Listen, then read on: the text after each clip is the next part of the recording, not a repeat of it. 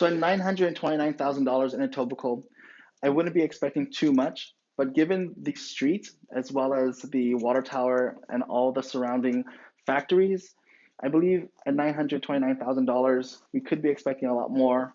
I can see that they did some renovations through the windows, and I see that they invested a lot of money on the window blinds. So let's go check it out. Maybe they've invested a lot more inside. All right, so at $929,000, you do have a detached house. It is a nice wide property from end to end. We're looking at 21 feet wide, which is nice for $929,000. As we expected from looking outside at our perimeter walk, we can see over here, this is where the original house ended. So all this side of the house is going to the extension. It's important to note what part of the house is an extension because you want to be a little bit more aware when you're walking around, seeing if there's any coolness as you're walking through the extension, just to make sure that it was done properly.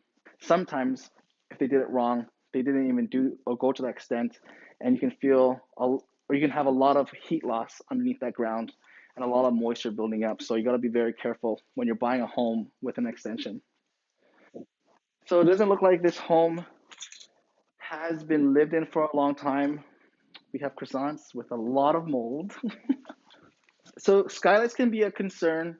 Yeah, a lot of people, when they think skylights, they also think water leaks.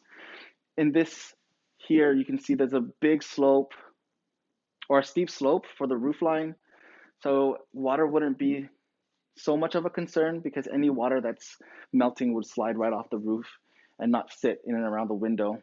That'll prevent a lot of leaks. But in most cases, in homes, when you do see a skylight, pay a lot of attention to any evidence of water leaks or water damage, as that can be a real concern. So over here, this is in and around where the original house ended. The extension is just past this window over here. I can see a pretty significant slope in and around here. Perhaps there's some issues with the foundation. It could also be settling over the years since it's been built that's causing these issues. But in this home, I think it's a little bit concerning as to how many areas are dipping on this second floor. You have a dip going this way, you have a dip going that way, you have a dip on this end, and you also have a dip here. So it's not like it's sloping onto one side, it's kind of sloping in many directions, and that might be a concern.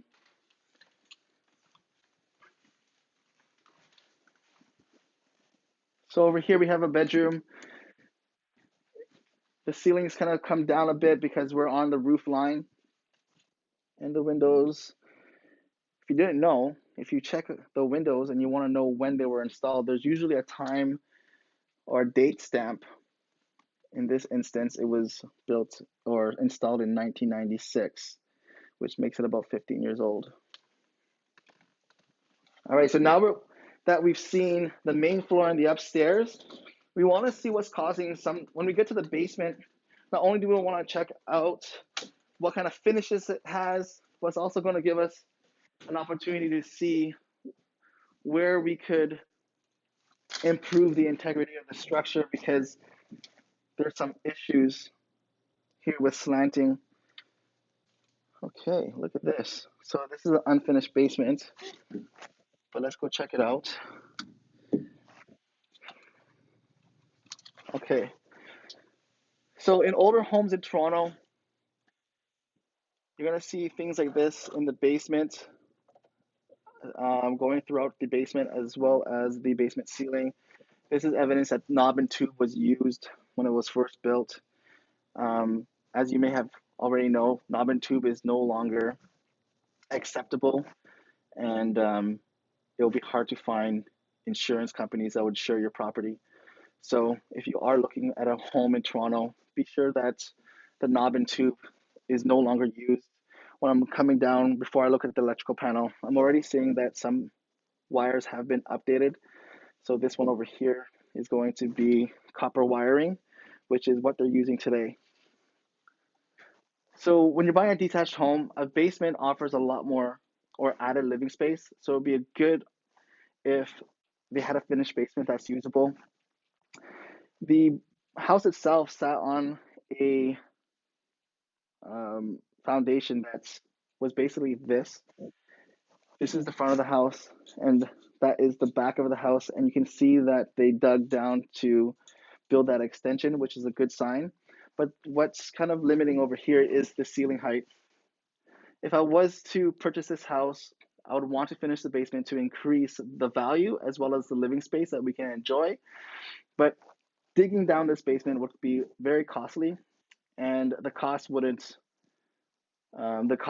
really make sense for the benefit that you're getting because of the size of the basement itself. And this is probably why the owners decided just to keep it as storage.